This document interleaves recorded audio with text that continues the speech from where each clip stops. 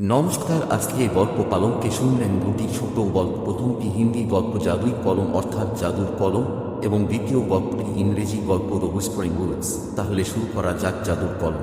नमस्कार। आज आप दो छोटी कहानियां सुनेंगे। पहली हिंदी कहानी है जिसका नाम है जादुई कलम और दूसरी अंग्रेजी कहानी है जिसका नाम है द व्हिस्परिंग वुड्स। तो चलिए शुरू करते हैं जादुई कलम से। Hello, today you will listen to two short stories. The first is a Hindi story called Jadui Kalam and the second is an English story called The Whispering Woods. So let's start with Jadui Kalam. एक समय की बात है, एक छोटे से गांव में आर्यन नाम का एक लड़का रहता था। आर्यन को कहानियां पढ़ना और लिखना बहुत पसंद था। वह घंटों अपनी कल्पना की दुनिया में खोया रहता था। लेकिन उसके पास एक साधारण सी नोटबुक और एक घिसी-पिटी पेंसिल थी। वह हमेशा एक जादुई कलम का सपना देखता था जिससे वह जो कुछ भी लिखे वह सच हो जाए। एक दिन जब वह गांव के पास की नदी के किनारे बैठा था, उसने पानी में कुछ चमकता हुआ देखा। उसने पास जाकर देखा तो वह एक पुरानी लकड़ी की डिब्बी थी। उत्सुकता से उसने डिब्बी खोली और अंदर एक सुंदर नक्काशीदार कलम पड़ी थी जो किसी प्राचीन चीज जैसी लग रही थी। कलम से हल्की सी रोशनी निकल रही थी। आर्यन ने सोचा कि शायद यही वह जादुई कलम है जिसका वह सपना देखता था। उसने तुरंत अपनी नोटबुक निकाली और कलम से पहला शब्द लिखा, एक छोटा सा पौधा। जैसे ही उसने लिखा, उसकी आंखों के सामने जहां वह बैठा था, जमीन से एक नन्हा सा पौधा अंकुरित हो गया। आर्यन की आंखें फटी रह गईं। यह सचमुच जादुई कलम थी। अगले कुछ दिनों तक आर्यन ने कलम का इस्तेमाल अच्छे कामों के लिए किया। उसने गांव के सूखे कुएं में पानी भर दिया, बीमार जानवरों को ठीक कर दिया और गरीब बच्चों के लिए स्वादिष्ट भोजन बनाया।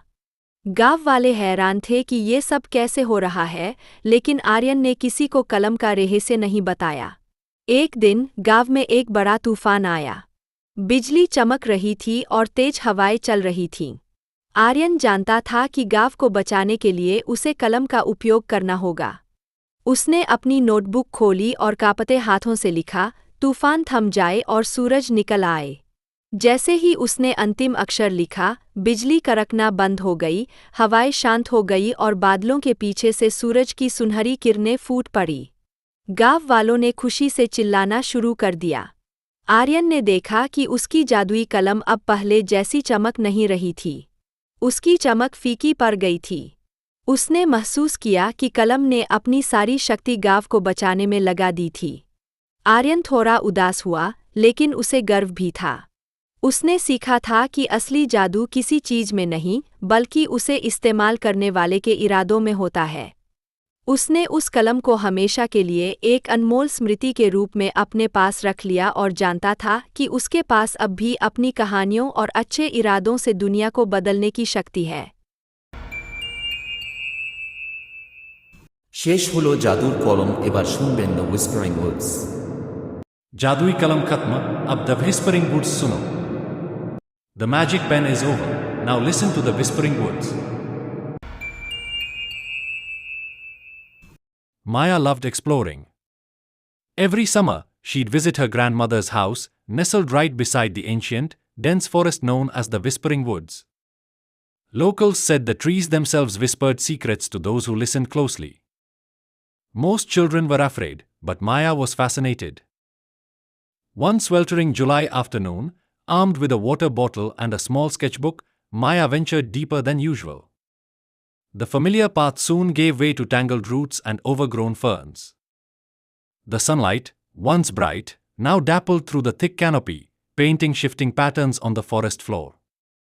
A hush fell, broken only by the chirping of unseen birds. Suddenly, a soft, melodic hum reached her ears. It wasn't a bird, nor the rustle of leaves. It was almost like a lullaby, coming from a cluster of particularly old, gnarled oak trees. Curious, Maya crept closer. As she approached, the humming grew clearer, and she realized it wasn't just sound, it was a feeling, a gentle vibration in the air. She reached the center of the oaks, where a small, moss-covered stone lay half buried. As she touched it, the humming intensified, and a faint, Shimmering light pulsed from within the stone. Then, a whisper, clear as a bell, drifted into her mind, though no sound escaped the trees. Listen to the earth, child. It has much to tell. Maya gasped, pulling her hand away. Was she imagining things? She looked around, but there was no one. Yet, a sense of calm washed over her, and the forest seemed to breathe with her. From that day on, whenever Maya entered the Whispering Woods, she felt a connection, a silent understanding with the ancient trees.